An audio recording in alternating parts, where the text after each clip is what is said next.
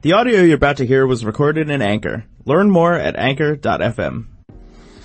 Hey everybody, it's me again, your favorite ball bag, Ed Carbajal, mixed martial arts analyst for frontproofmedia.com. You can follow me on Twitter at Carbazal and at theblogboardjungle.com. Funny thing happened when I was recording last night's episode. There was a scrum being done with Dana White, and he had announced UFC 216, yet another interim title fight with Tony Ferguson and Kevin Lee for the interim lightweight title, seeing as how the current lightweight champion is busy in boxing next weekend. So that happened, and Jesse actually called in right after I recorded and asked about the other two guys that fought. He believes they could have given out 4. Let me play that for you. Great stuff. I appreciate you, man. Appreciate it. I was sad that the lady who won, Jamie, did not get the contract. I really wanted her because she was getting her tail whipped, man. She was losing the fight until the very end, like you said. So that was amazing. The two guys that won deservedly so. It was good. It was a good card. What about the big guy though? The big guy that won. He beat the guy that was favored. He was the biggest underdog of the night, and he gave that guy a good old fashioned ass whooping. Let me tell you. So he could have given out 4 tonight. But thank you for sharing, and I enjoyed your segment very much. Thanks for calling in again, Jesse. Really appreciate it, and I love the interaction. Just to comment on what you said about other guys getting contracts, we have to look at the business side of promoting and fighting in the fight game. And sadly, I think one of the things they discuss when they go in the back room and discuss who should get a contract, it's probably a really tough decision to give out more than 1 contract, let alone the 2 that they gave out in, I think in 3 Contender Series episodes. 2 contracts were given out a night, and Chris Bird came back, so he kind of had to say yes to him. But I think one of the things they look at is how stacked certain divisions are and where they need guys, like Mike Rodriguez from last week. Obviously, they need some new light heavyweight blood, so it was easy for him to, not easy for him to win, but what I'm trying to say is it was an easy choice to pick someone that finished and having to be in a weight class, you know what I mean? So Donovan Freelo, Khalil Rountree's older brother that fought a couple of weeks ago, he lost, but I loved the heart and output that he put out, so I really, I kind of wanted him to get a contract, even though he lost. I think guys that go all out like that deserve a shot. At least give him a 3-fight contract, put him on the Fight Pass card or something and let them work their ways up. But, anyways, so, really interesting day. The Nevada State Athletic Commission had passed, the ruling on using lighter gloves for Mayweather McGregor. I hate to beat a dead horse because I've talked about it several times on this podcast, but however, people seem to be all hot and bothered over the excited over the difference of 2 ounces from 10-ounce gloves to 8-ounce gloves. So actually, one of the people I talked to about it was my boss over at frontproofmedia.com, Joseph Correa. So I'm going to do an interview with him in a bit and play it for you guys, because he and I got into an interesting discussion about it. And if you go over to frontproofmedia.com, Hector Franco wrote a really interesting article letting folks know that this is not really something that people should be too excited about. It's not really going to make that much of a difference as far as boxing side of things and how they work with the gloves, because sounds like Mayweather's fine with the 8 or 10. It was his suggestion, but we'll talk about that in a bit.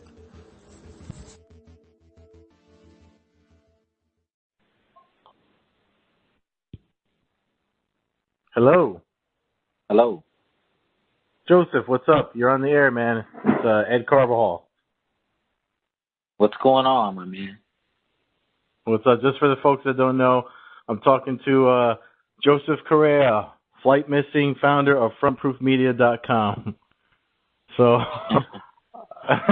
so I was, we had planned on talking today because we had gotten a discussion this afternoon when they announced the change in glove size for Mayweather and McGregor, and you had talked about some stuff that's in Hector Franco's article over at the website. So I was just wondering if you wanted to share that for the podcast. Sure. Well, so a big deal's being made out of the, 8-ounce versus 10-ounce gloves and, how this obviously benefits McGregor. And, to an extent, I guess, to an outsider, it would appear that way. I can't say that I'm very happy about the change, but it's not so much about the gloves or the weight. It's more the rule changes, kind of bending the rules, making special exceptions. I'm not very happy about that, but, for many that don't know, this is not something new for Floyd Mayweather. He's fought in 8-ounce gloves several times in his career. In fact, far many more than he's fought in 10-ounce gloves. So it's not something that's new to him. And he's one of the most meticulously prepared fighters mentally, physically, in all of combat sports, particularly boxing. So he knows what he's doing. There's a method to his madness, believe that.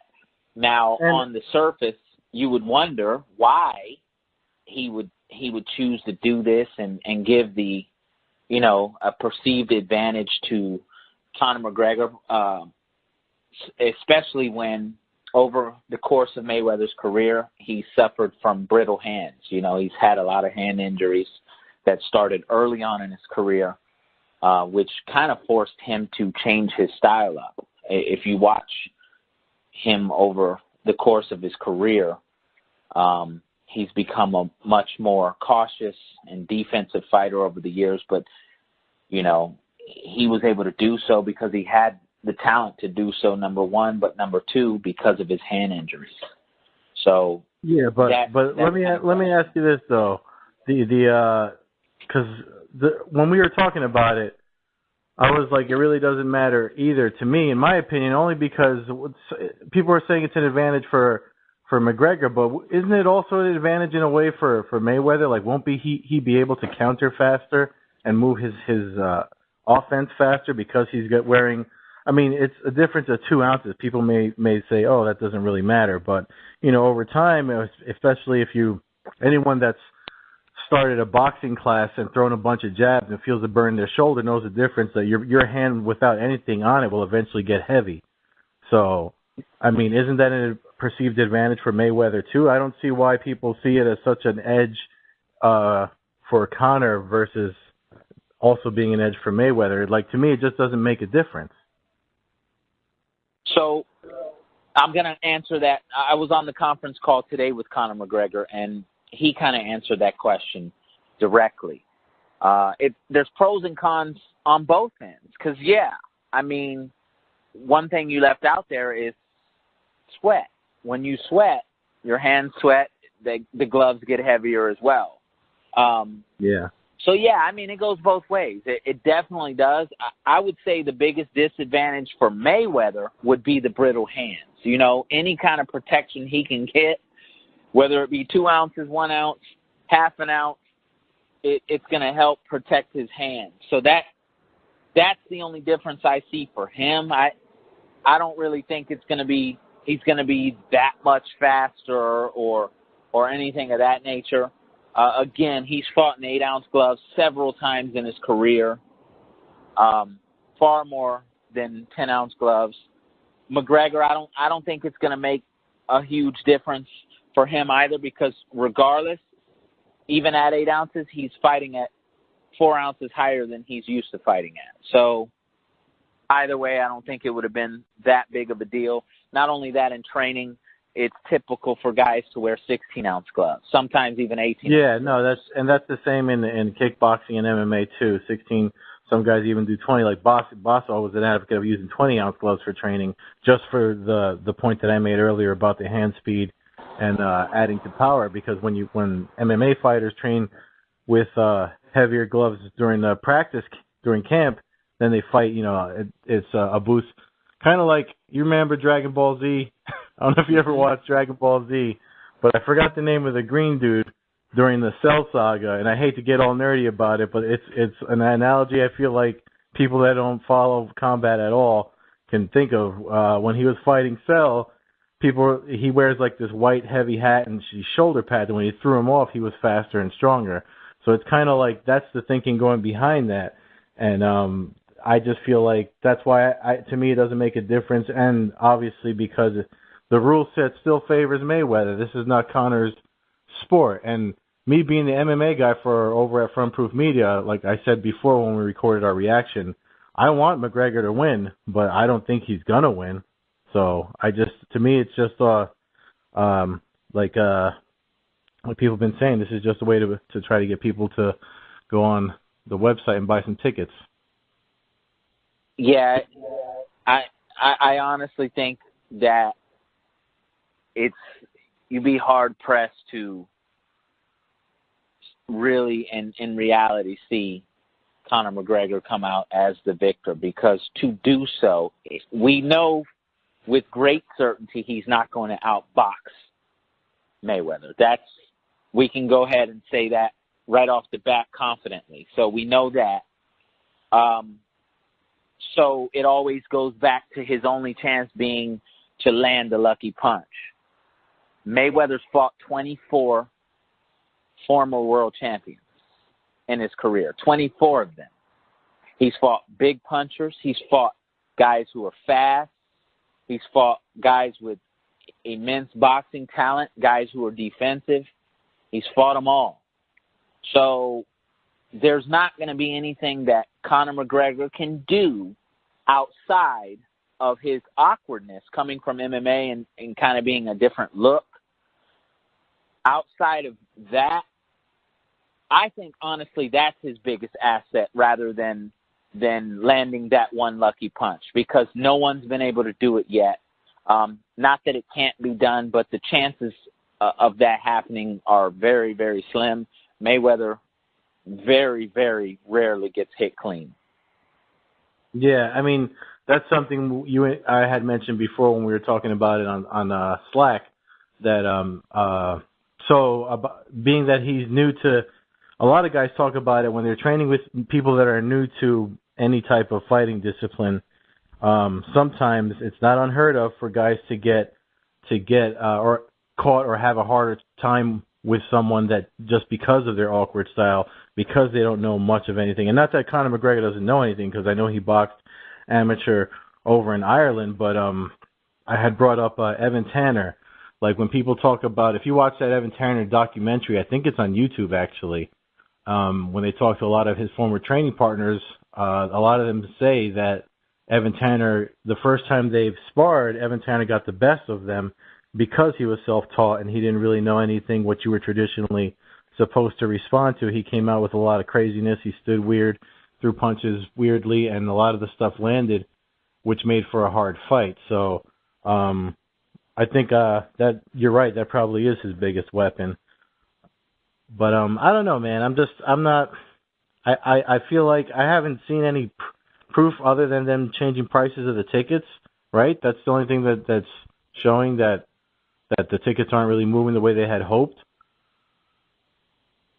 Yeah, that's one thing, but also you can tell in some of the, if you pay attention to some of the media that's coming out, there was one yesterday that Floyd was knocked out in sparring by Zab Judah, and some unnamed source, or a guy none of us in media really have heard of, from some site that was sketchy. When you start seeing stuff like that, you have to question it as well. In fact, Max Kellerman from HBO predicted this would happen. That not about the ticket sales, but that false stories would start coming out weeks leading into the fight for this precise reason, to hype it up. Because, to be honest with you, from the boxing side, a lot of people are dismissing the fight. They're calling it a circus. In fact, Conor McGregor addressed that today as well in the conference call. He stated that, that's a motivating factor for him because people are off the bat dismissing him, and he feels a little bit disrespected, but at the same time he understands it, and he has a chip on his shoulder and he has something to prove. Now, I do want to mention one thing that a lot of people aren't mentioning about this. So we talked about Conor's awkward style and how that could be an asset for him. One thing that I don't see mentioned a lot when this fight comes up is Mayweather's ability to fight effectively out of multiple stances,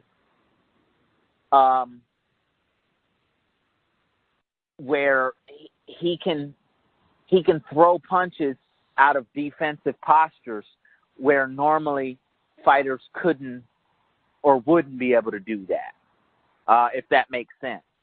So he's mastered the ability to be in a defensive posture and still mount an offensive attack. And that kind of throws guys off because as a fighter yourself, how fighting is kind of a give-take, but Mayweather kind of breaks those rules and he can mount an offensive attack from a defensive posture where he's totally in defense mode. He has a tactic called the Philly shell. That's the defense he uses where he rolls his shoulder. Yeah. So that's with totally a defensive posture. Most people can't throw any punches or they have to use counter punching. They roll and counter. He can actually jab and throw right hands out of that posture. So it throws a lot of guys off. So that's something that Conor's not going to be used to either, because he can totally be backing up and still attack. And Mayweather's very, very, very precise with his punches. So a lot of fighters that they've talked to, when his punching power is questioned, he hasn't knocked out a guy in several years. This is true. But again, that goes back to the brittle hands. He changed his style. He doesn't fight like that anymore. But he's precise. So fighters always comment on how sharp his punches are. So they do hurt. And he does the little things. He throws subtle jabs to the stomach that take a lot out of fighters and, change their rhythm. What do you think about the things? Go ahead. What do you think about, if say this goes 12 rounds, okay. Let's just say, what do you think about the folks that are saying, like, even if that happens and Mayweather gets another unanimous decision win for a 12-round boxing match against an 0-0 guy, do you think that's disparaging against him and boxing, or do you think it would just be him kind of like trying to just drag it out so people can get their $100 pay-per-view money's worth? To be honest with you, I don't think Mayweather cares about that. A win is a win for him. He's shown that over his career, whether it's ugly, a pretty win, a win is a win. So I would put my money on the fact that he's willing to let it go 12 rounds if that's what the fight dictates. Now, he's been talking a lot in the media about stopping Conor McGregor. He says he feels disrespected at some of the comments that he perceived as racist. That's true. Yeah, Jesse, one of the listeners called in actually yesterday or the day before and mentioned that too, that he's talked about finishing McGregor, which is something he doesn't do often or hasn't done in the past, like calling for a knockout. Now, in our conversation earlier, I mentioned to you that I've seen him be aggressive twice in recent memory. He was aggressive in the Miguel Cotto fight, and Miguel Cotto's a dangerous puncher, and he was aggressive in the Maidana fight, the first one. that was a fight that a lot of people felt Maidana was in. And same thing goes with the Cotto fight. Cotto put up a good performance. Mayweather was a lot more engaging in both of those fights, which surprised a lot of people because they're both big punchers. But he engaged them. He wasn't as defensive. So, I mean, he could do that. He's one of the greatest fighters of this era for sure. Some say one of the greatest ever, but definitely of this era, particularly defensively. So he can pretty much do what he wants to do. One thing that's underrated about him as well is his ability to adjust. So if you go back and watch Mayweather, very few fighters, I can only think of one right now that is fighting actively that has that ability, and that's Terrence Crawford. No one really adjusts like Mayweather. You know, he got clipped against Sugar Shane Mosley, and he was visibly hurt.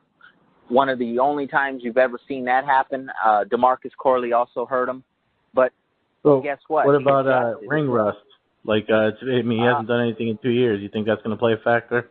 No, not at all. Because he stays, he walks around at the weight he fights at pretty much. He stays active in the gym. You know, he's Olympic pedigreed. He's multiple-time world champion. You know, 40 years old might play a little factor if he's really forced into a dogfight. But you never really see Mayweather out of shape or in trouble as far as stamina. Yeah, definitely, as far as stamina.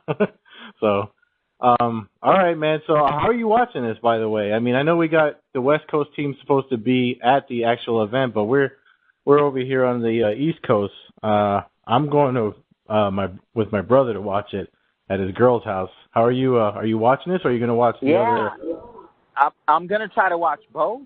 But for the people that don't know, the other one is Koto Kamagai. Am I saying that right? Kamagai. Yoshihiro Kamagai. That's going to be an excellent fight for the fans out there that really love grueling, tough matchup, because Kamagai's a tough guy, and so is Koto.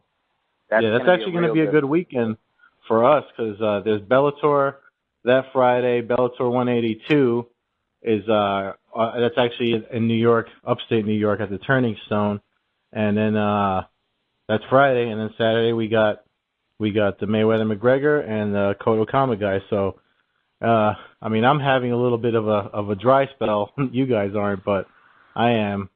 So it'll be a good weekend next weekend. I'm looking forward to it.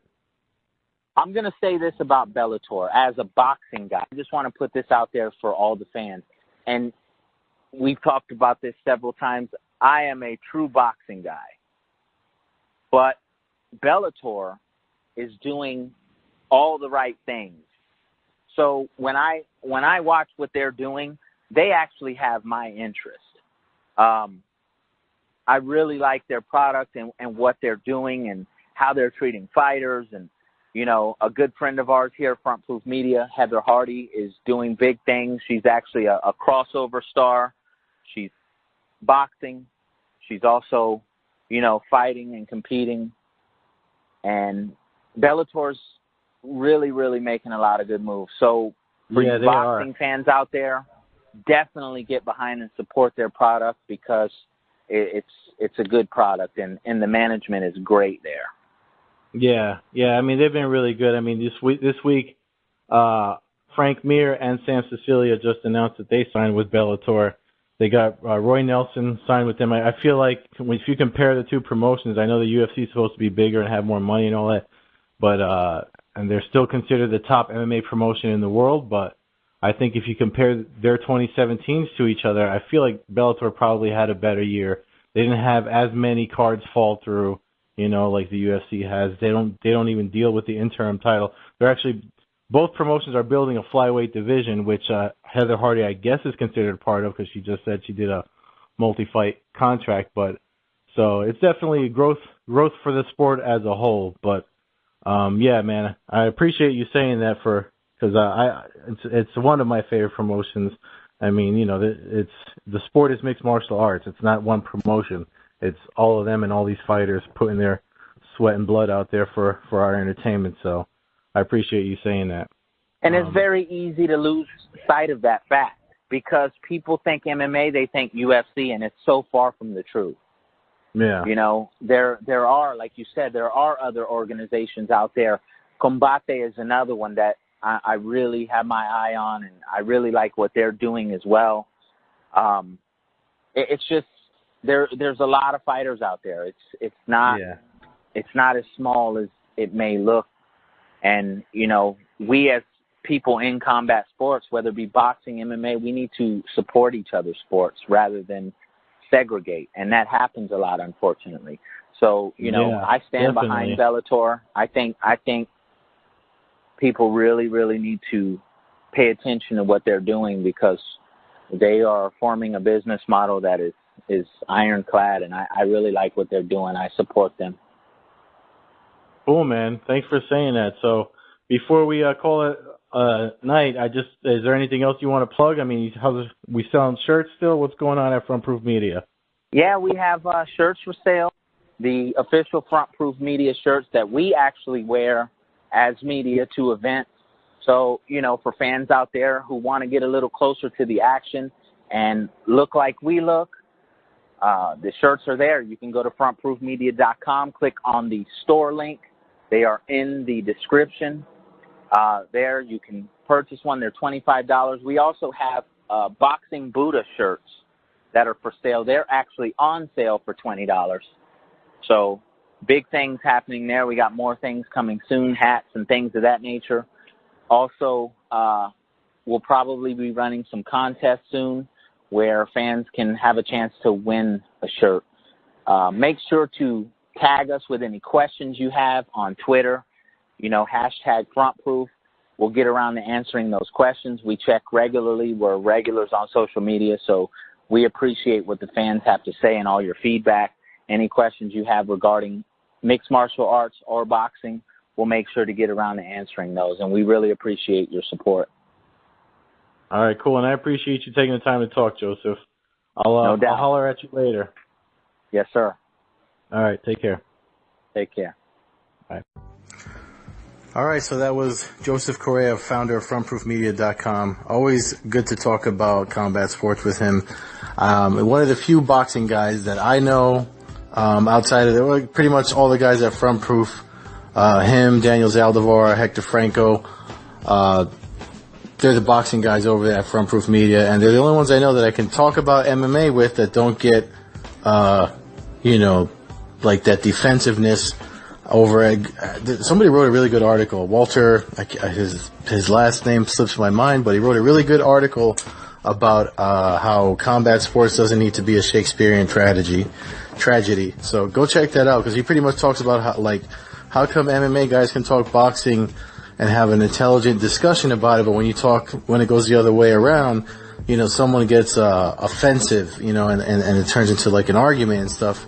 When MMA folk like myself try to talk with boxing folk, I never understood that, and so it was nice when I found these guys at Frontproof Media that they're all like that. I mean, actually, a lot of them